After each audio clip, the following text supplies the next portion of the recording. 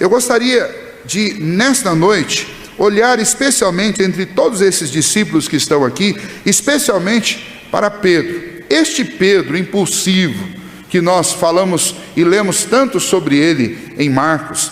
Este Pedro que disse que jamais deixaria o Senhor. Este Pedro que declarou que ainda que todos o abandonassem, ele não abandonaria. Este Pedro que dormiu no jardim do Éden, no jardim Getsemane. Talvez se ele estivesse no Éden teria dormido também, mas ele dormiu no Getsemane. Este Pedro que quando teve talvez a maior de suas intenções, o melhor de todos os seus desejos de tentar salvar o Senhor Jesus, e seguiu quando todos o abandonaram, seguiu até o pátio da casa do sumo sacerdote, talvez com algum plano de libertar Jesus.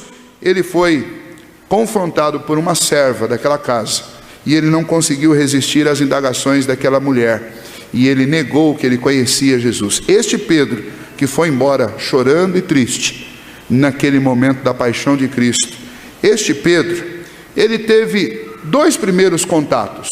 Um, em que o Senhor Jesus, depois de ressuscitado, encontrou as mulheres que foram visitar o seu túmulo, e ele disse: olha, avisa Simão e avisa os meus discípulos para que eles me encontrem, que eu os encontrarei na Galileia.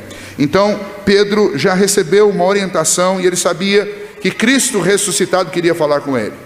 Este Pedro que já sabia da ressurreição, esse Pedro que já sabia das aparições do Senhor Jesus, este Pedro que sabia que havia uma orientação que eles fossem para a Galileia, este Pedro está aqui junto com estes outros discípulos, novamente na Galileia. O mar de Tiberíades, Tiberíades é um nome, é uma praia, uma das praias deste grande lago que é chamado de Mar da Galileia. E então, este lugar é um lugar muito conhecido desses discípulos, porque eles já tinham estado lá em um momento no seu passado, provavelmente há 3 anos atrás, quando o Senhor Jesus chamou especialmente a Pedro, chamou a Tiago e chamou a João, na beirada daquela praia, que estavam também pescando, e o Senhor já tinha os encontrado no passado, e o Senhor Jesus já tinha também feito esta pergunta para eles, se eles tinham pego algum peixe, e eles também não tinham pego nada até aquela hora, e então Jesus os mandou lançar a rede novamente, e eles puxaram a rede, e muitos peixes vieram.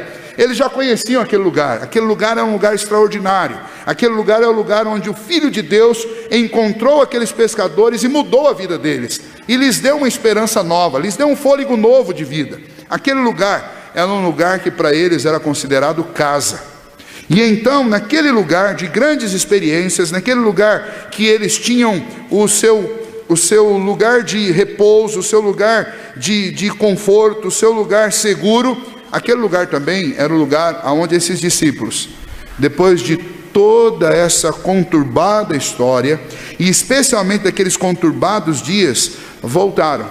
E voltaram por vários motivos. Voltaram porque Jesus tinha feito uma orientação, já ressurreto, para que eles fossem para a Galileia. Voltaram também porque esses discípulos precisavam de sustento. Quem garantiu o sustento deles durante aqueles 3 anos que eles não pescaram? Foi o Senhor Jesus. Foram alguns auxiliares, algumas pessoas que voluntariamente ofertavam para a manutenção de Cristo e dos seus apóstolos.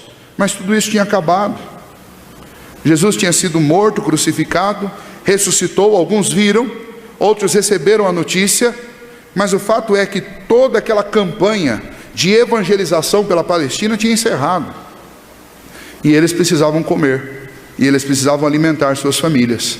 E então, provavelmente, o motivo principal deles terem voltado para aquele lugar, e de Pedro ter decidido, no versículo 3, vou pescar, seja exatamente porque eles tinham suas necessidades, e eles precisavam que elas fossem supridas. A gente fica tentado nesse texto a fazer uma certa analogia e considerar esse texto um texto alegórico, dizendo que talvez Pedro tenha dito assim, vou pescar, mas não pensando em peixes, pensando em homens, porque o próprio Jesus disse, eu vos farei pescadores de homens.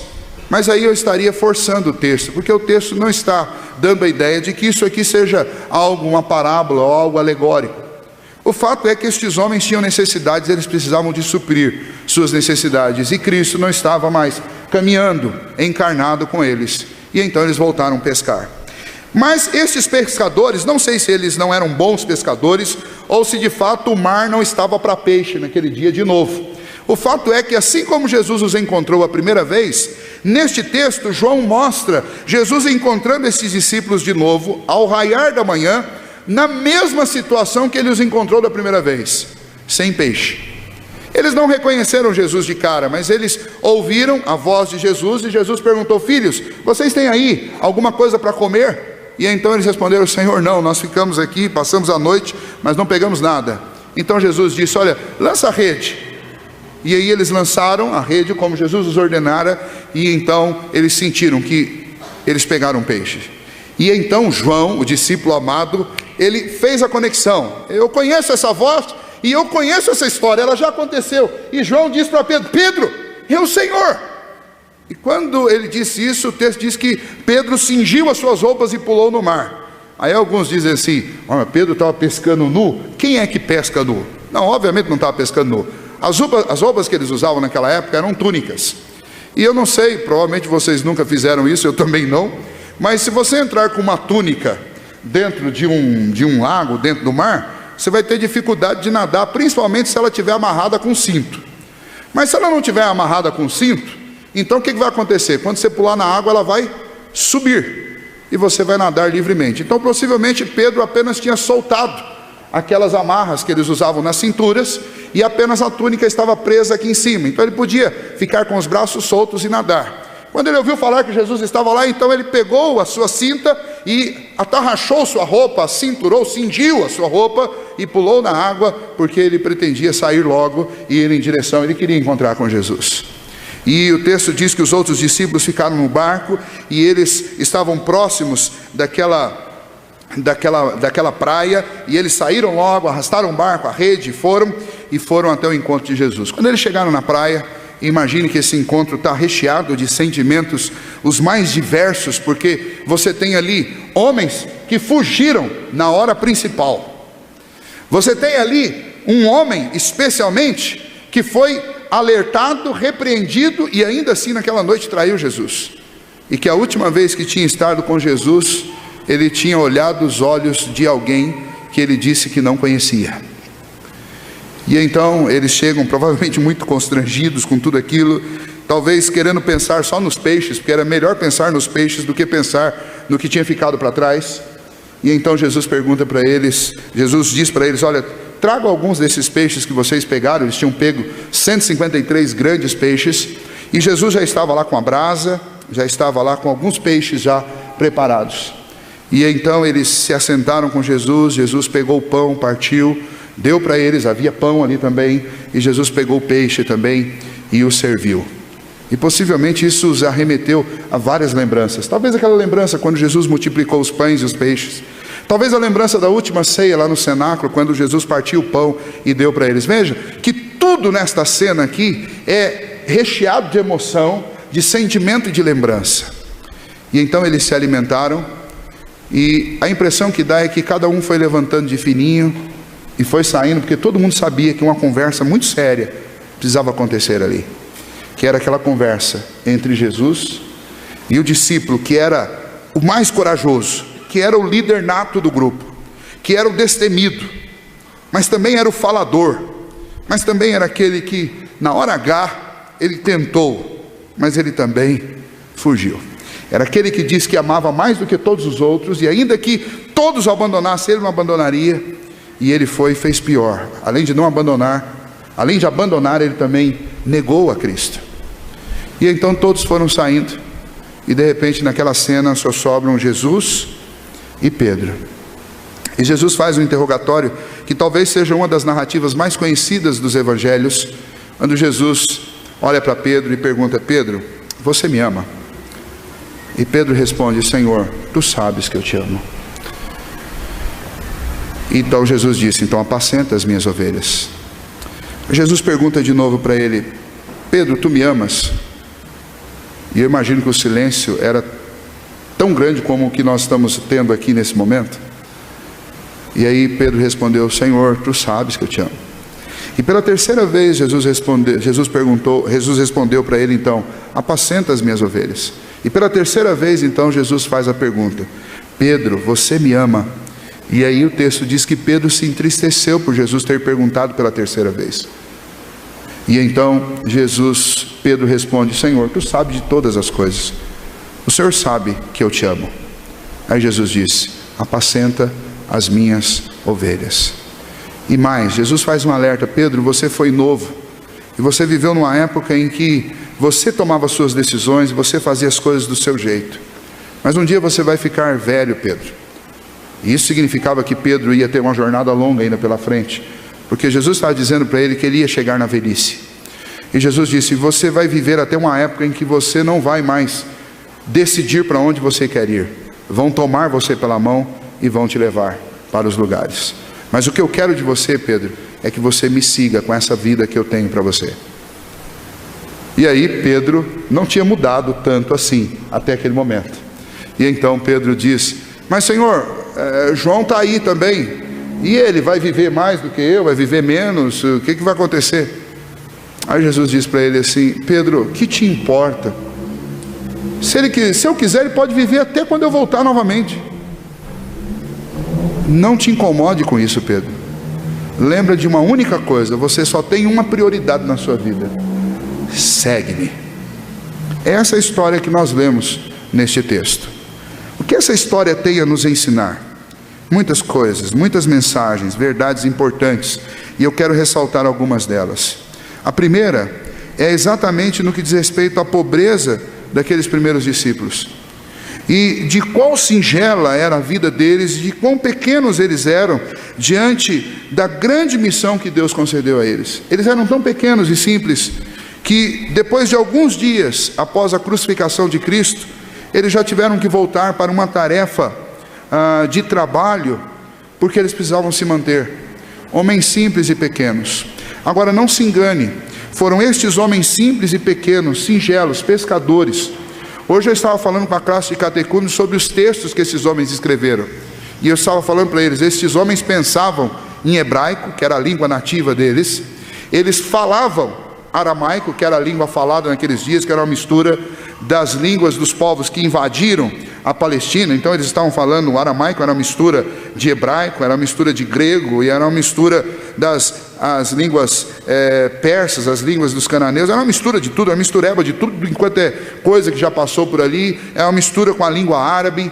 E eles falavam isso, eles pensavam em hebraico, que era a língua nativa deles, falavam em aramaico, e na hora de escrever eles tinham que escrever em grego, ou no próprio aramaico.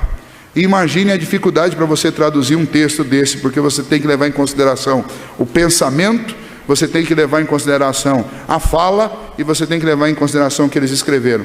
Mas é muito gostoso dentro da exegese quando você pega um texto de João, quando você pega um texto de Tiago, ou quando você pega um texto de Pedro, porque eles eram homens simples, e eles escreviam de forma simples.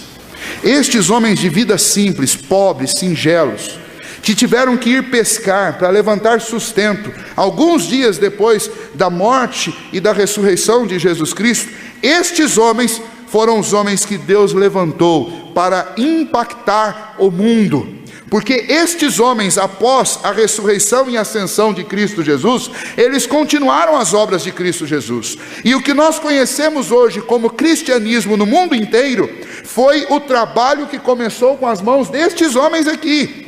Foram estes homens que, sem celular, sem vídeo, sem fotografia, sem jornal, sem internet, conseguiram ensinar a Palestina e a Ásia Menor e a Europa a respeito de Cristo Jesus. São estes homens, estes simples pescadores. E isso já tem uma mensagem para o nosso coração.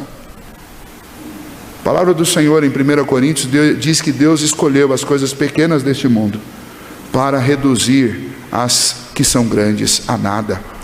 Escolheu as coisas loucas deste mundo para envergonhar os sábios. Escolheu aqueles que nada são para reduzir a nada aqueles que acham que são. Estes homens são homens simples que Deus levantou para fazer a sua obra. E então nesta noite, pode ser que você esteja aqui também pensando: olha, eu sou um homem simples, eu sou uma pessoa simples, como Pedro, eu fiz coisas vergonhosas na minha vida, também como um cristão já, como Pedro, em muitas ocasiões eu desobedeci ao Senhor. E eu gostaria de nessa noite dizer para você, a grande mensagem deste texto de João para nós, é a mensagem que o Deus que nos chamou, que nos escolheu, que nos amou, que entregou o Filho dele na cruz do Calvário por mim e por você, é o Deus que capacita pessoas simples e pequenas como nós a fazer coisas extraordinárias, como eles fizeram. Por exemplo, lançar a rede e tirar uma rede do mar, entupida de peixes. E nesta ocasião aqui, diferente da primeira, a rede não se arrebentou. Por quê? Porque esta rede está sustentada pela ordem da palavra de Deus. Deus disse: lança a rede. O mesmo Deus que disse: lança a rede, é o Deus que sustenta. O mesmo Deus que os enviou para Jerusalém, para Samaria e para os confins da terra, é o Deus que garantia que a missão que eles estavam por realizar seria realizada perfeitamente. Então não se menospreze, não sinta medo, não se atemorize diante das loucuras desta vida, das preocupações, das turbulências, das tribulações que nós enfrentamos. Não se atemorize diante das tuas fraquezas e dos teus fracassos, porque o Senhor escolhe pessoas pequenas, coisas pequenas desta vida, para fazer coisas grandes. E este é um grande exemplo. E você hoje talvez possa estar se sentindo pequeno, mas Deus, é Deus que garante, Ele é que é a nossa força. Não é o meu braço e não é a minha força, não é a minha inteligência, não é a minha sabedoria, nem a minha capacidade que pode produzir algo no reino de Deus. O que pode produzir algo no reino de Deus é a ação do Senhor, nos capacitando e nos conduzindo. Então, guarde isso. Esta é uma grande mensagem para a nossa vida, mas não só isso. Se você olhar na continuação do texto, você vai ver que entre os discípulos do Senhor, as pessoas são diferentes. Olha, o discípulo amado, João, quando percebeu que era Jesus, ele disse: é o Senhor. Mas ele não pulou do barco. Ele foi mais sensível, ele foi mais perspicaz, ele teve uma percepção mais aguçada, mas ele teve percepção. Por outro lado, Pedro, quando ouviu é o Senhor, cingiu as vestes e pulou na água rapidamente. E o que isso nos ensina? Isso nos ensina que no reino de Deus, nós amamos o Senhor, todos igualmente amamos o Senhor, mas cada um de nós vai reagir de uma forma diferente. Então, no reino de Deus, não é um lugar, não é um reino para robozinhos que vão fazer sempre a mesma coisa. No reino de Deus, um vai ensinar, o outro vai colher os frutos daquele ensino, o outro vai exortar, o outro vai orar, o outro vai zelar, vai trabalhar, o outro vai cantar. E no reino de Deus tem lugar para todo mundo, porque no nosso amor e no nosso afã de servir a Deus, cada um de nós vai responder de uma forma diferente. E nós não podemos olhar para as pessoas e criticá-las porque elas respondem ao chamado de Deus de formas diferentes. O que nós temos é que reconhecer que se há amor no coração, se há disposição de serviço, se há reconhecimento de que é o Senhor que nos chama, glória a Deus, porque é um grande privilégio poder fazer parte deste reino. E é um grande privilégio poder servir ao Senhor na diversidade dos dons que nós temos. E então, João e Pedro eram homens diferentes. E Natanael e Tiago eram homens diferentes. E todos que serviram eram diferentes. Paulo, que foi chamado depois, era diferente. Aqui na igreja, cada um de nós é diferente. E é importante que nós saibamos respeitar essas diferenças, porque o Senhor nos chamou assim, e o Senhor nos ama diferentes como nós somos. E no reino de Deus há espaço para cada um. Portanto, se você está no reino de Deus, mas de repente não teve nenhuma ação ainda, alguma coisa está para ser feita, e é por você, pela maneira como você reage.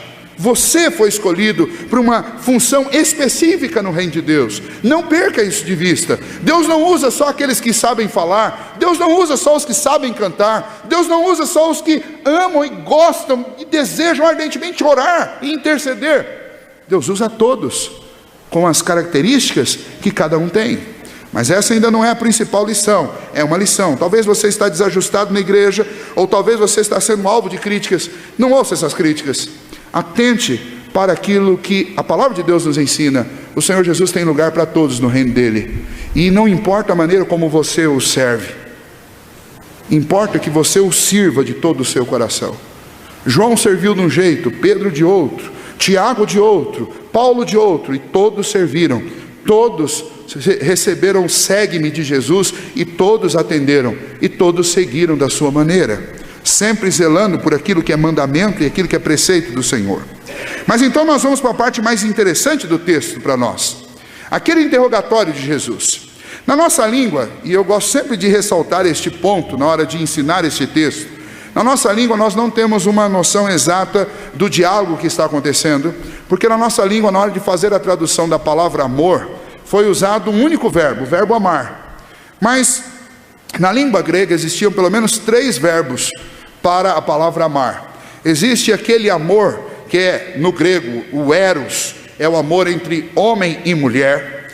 Existe aquele amor que é o amor de irmãos, que é o amor de amigos, que é o filéu. E existe aquele amor que é o amor de Deus por nós, aquele amor divino, aquele amor que ultrapassa qualquer tipo de fronteira, aquele amor que resiste qualquer tempestade, aquele amor que não é interesseiro, é apenas um amor que simplesmente existe sem explicação, é intenso e jamais acaba. Este amor é conhecido como amor ágape.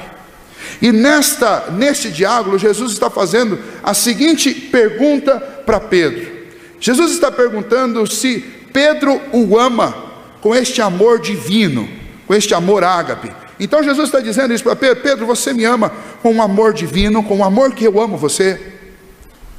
E Pedro, humilhado por aquilo que ele tinha feito, ele está respondendo da seguinte maneira: ele está respondendo, Senhor, o Senhor sabe que eu te amo como irmão, como amigo.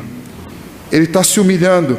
É óbvio que Pedro gostaria de usar a resposta que Jesus estava questionando, usar aquele mesmo amor. Lembra lá do cenáculo, quando Jesus disse, olha, eu vou ser entregue, e Pedro se levantou e disse, não, Senhor, ainda que todos te abandonem, eu não te abandonarei. Ele está dizendo, Senhor, eu te amo com um amor que é maior do que o amor que os outros têm por ti.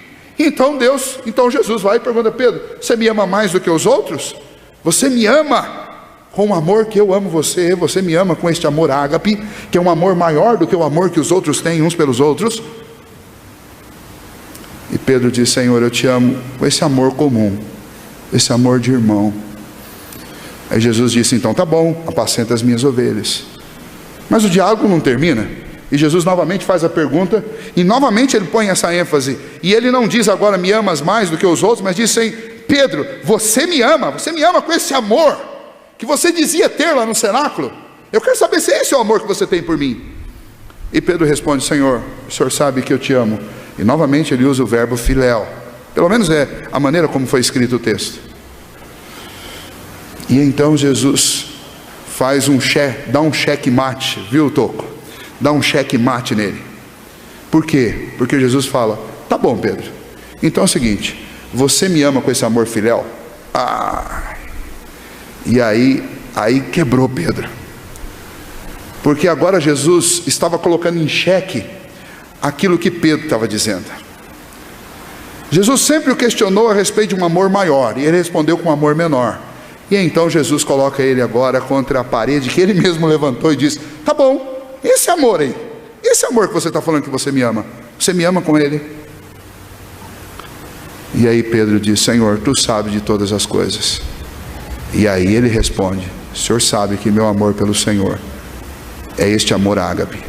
É como se ele dissesse, Senhor, o Senhor sabe que eu não tenho coragem de falar, porque eu fracassei, porque eu disse que não conhecia o Senhor, mas no fundo eu continuo sentindo vontade de dizer que eu te amo com esse amor que não é um amor humano, que é esse amor divino. Mas como que eu posso usar a mesma boca que disse que não conheço o Senhor para dizer que eu te amo desse jeito? Então o Senhor que sabe todas as coisas, o Senhor conhece o meu coração, o Senhor sabe que tipo de amor que eu amo o Senhor. Irmãos, essa conversa talvez seja a coisa mais terapêutica que existe no Novo Testamento, porque você pode lembrar de várias questões aí. Além dessa questão do jogo dos verbos, você pode lembrar quantas vezes Pedro negou Jesus? 3 vezes. E 3 vezes Jesus o fez declarar o seu amor por ele. Não sei se você já pensou nestas respostas dessa maneira. Não era mais a serva que estava perguntando para Jesus, era para Pedro. Agora era o próprio Jesus que estava perguntando para ele. E Pedro fez algo fantástico, fez aquilo que de fato importa. Ele declarou o seu amor diante da única pessoa que de fato importa declarar, que é diante de Cristo. Ele falhou diante da serva, mas diante de Cristo, ele declarou o seu amor. Esta é uma grande lição para o nosso coração. Porque na realidade, o que Cristo espera de nós não é que nós o amemos de uma maneira sobrenatural. O que Cristo espera de nós não é que nós sejamos aqueles super crentes. Mas o que Cristo, segundo o que João nos coloca nesse texto, o que Cristo de fato espera de mim, de você, é que nós sejamos aquilo que nós dizemos ser. Se eu digo que eu amo a Deus com um amor grande, não é esse amor ágape, mas é o amor filéu, que seja esse amor, mas que seja verdadeiro. O que Jesus está dizendo é que você não precisa fazer grandes declarações de amor por mim. Você não precisa escrever livros declarando o seu amor por mim. Mas se você disser uma palavra para mim a respeito de amor, que ela seja verdadeira, que ela seja franca. É isso que Jesus está dizendo, porque eu recebo esse amor seu e eu aceito esse amor seu. Por quê? Porque Jesus nos conhece como nós somos. Eu conheço gente que sabe fazer declaração de amor como ninguém. E eu conheço gente que um sorriso você já pode considerar uma declaração de amor. Eu conheço muitos idosos que às vezes a gente faz brincadeira, é aniversário de casamento ou bodas, e aí quando me chamam para fazer, de vez em quando eu brinco, quando eu sinto que eu tenho liberdade, pode beijar a noiva, que não é mais noiva, né, agora, depois de 50 anos, e alguns ficam assim. E numa dessas ocasiões eu fiz, e então o noivo não beijou, obviamente, mas ele deu um sorriso assim, deu uma piscadinha. Aí depois os filhos vieram: pastor, essa talvez foi a maior declaração de amor que o meu pai já fez para minha mãe. Nós nunca vimos ele dar uma piscadinha para ela. Ele deu. E olha, o senhor não tenha dúvida que essa piscada estava cheia de amor. É isso. Você não precisa ser um poeta para Deus diante de Cristo, mas você precisa ser verdadeiro. Se for uma piscadinha só, mas que essa piscadinha seja real. Porque nenhum de nós é capaz de virar aquilo, virar uma outra coisa. Deus pode fazer grandes transformações na nossa vida, mas nós nascemos já com uma personalidade, com os dons, com os talentos que Deus nos deu. Pedro nasceu de um jeito. Deus fez Pedrão do jeito que ele tinha que ser. E ele foi do jeito que ele era. Deus fez grandes mudanças na vida dele, mas ele continuou falastrão. Quer um exemplo disso? Depois desse momento intenso, que emociona a gente, Pedro já: ô senhor, mas o senhor está falando que eu vou ficar velho, mas quem vai morrer primeiro, eu ou João? Aí, parece que 5 minutos depois ele já está soltando uma das suas. Mas esse Pedro é uma das figuras que mais me chama a atenção no Novo Testamento. Eu gosto dele, gosto que ele é autêntico, ele pensa e fala. Das gafes dele, é o mal de quem pensa e fala. Aí Jesus diz algo para ele que é para nós, a última questão aqui, muito interessante. Jesus diz para ele: Pedro, não se incomoda com quem vai viver mais, quem vai viver menos. Pedro, se incomoda com uma coisa: a sua vida, o tempo que eu vou te dar de vida é para me seguir. Segue-me, Pedro. Eu quero usar essa mesma declaração para nós nessa noite. Nós passamos a nossa vida inteira ocupada com um monte de coisas. Depois de você dizer para o Senhor Jesus que você o ama, só resta uma coisa a fazer: demonstrar este amor, seguindo e fazendo o que Ele quer que você faça. Você ama o Senhor? Então faz o que Ele quer que você faça. Ele disse para Pedro: Pedro, segue-me. Você vai ficar velho, pode ter certeza, mas eu quero que você me siga. Quem vai viver mais, quem vai viver menos, não importa. Infelizmente nós distorcemos tanto essa verdade, que nós passamos a vida preocupada demasiadamente com o nosso futuro, como se a gente pudesse garantir 1 minuto sequer da nossa existência. Pior, se já não bastasse a gente ocupar todo o nosso tempo preocupado com o nosso próprio futuro, com as nossas coisas, nós passamos a nos ocupar com o futuro dos nossos filhos, como se a vida dos nossos filhos estivessem asseguradas pelas nossas mãos, pelas nossas economias, pelo nosso trabalho. Eu não estou insinuando, nem convidando você a viver uma vida irresponsável, de maneira alguma. Eu sou pai também. Mas o que eu estou dizendo é que a maior ocupação da minha vida tem que ser seguir o Senhor. E seguindo ao Senhor, Deus me dará a condição de cuidar do meu filho, e Deus guardará a minha vida e a vida dele até o dia que Deus quiser. Porque se Deus quiser chamá-lo cedo, Deus o chamará. Se Deus quiser me chamar depois dele, o chamará. Se Deus quiser me chamar antes dele, chamará. E eu não posso mudar isso, eu não posso fazer nada a respeito disso. O que eu posso fazer legitimamente debaixo do sol? Eu posso seguir Jesus. E eu posso ensinar os meus filhos a seguir Jesus. E nós estamos vivendo uma inversão de prioridades tão terrível e tão grande nos nossos dias, que nós, primeiro, nós não nos ocupamos com este interrogatório, com este diálogo de Jesus e Pedro, e nós não nos preocupamos se de fato o nosso amor, em fazer de fato uma confrontação para saber se o amor que temos no nosso coração pelo Senhor, ele é real, ele é verdadeiro, pelo menos da maneira como nós pensamos que ele é, se ele é verdadeiro. E então nós não discutimos essas coisas. E na semana passada eu terminei perguntando exatamente isso. Eu terminei perguntando: Jesus é o amado da sua alma? Porque é assim que ele tem que ser. Ele tem que ser o grande amor da minha alma. Ah, pastor, eu amo muitas coisas. Eu amo os meus filhos mais do que tudo. Eu amo minha esposa mais do que tudo. Não. Jesus tem que ser o amado da minha alma. Eu devo dizer para os meus filhos: filho, eu queria te amar mais, mas eu amo mais a Deus do que você. Mas eu garanto para você que Deus te ama mais do que eu te amo. E isso é que é importante. Porque quando eu morrer, não morreu a pessoa que mais te ama. Quando eu morrer, talvez tenha morrido a segunda pessoa que mais te ama, mas a pessoa que mais te ama permanece viva. E essa pessoa é Cristo Jesus. E essa pessoa é o Senhor. Nós temos que ensinar os nossos filhos a amarem o amado da nossa alma, para que eles possam seguir a Cristo também. Então eu estou usando este exemplo, que eu acho que é um exemplo prático, extremamente pertinaz, para mostrar que nós estamos amando muitas coisas e correndo atrás de muitas coisas, e o amor e a nossa declaração de amor por Cristo, como aquela declaração de Pedro, não combina.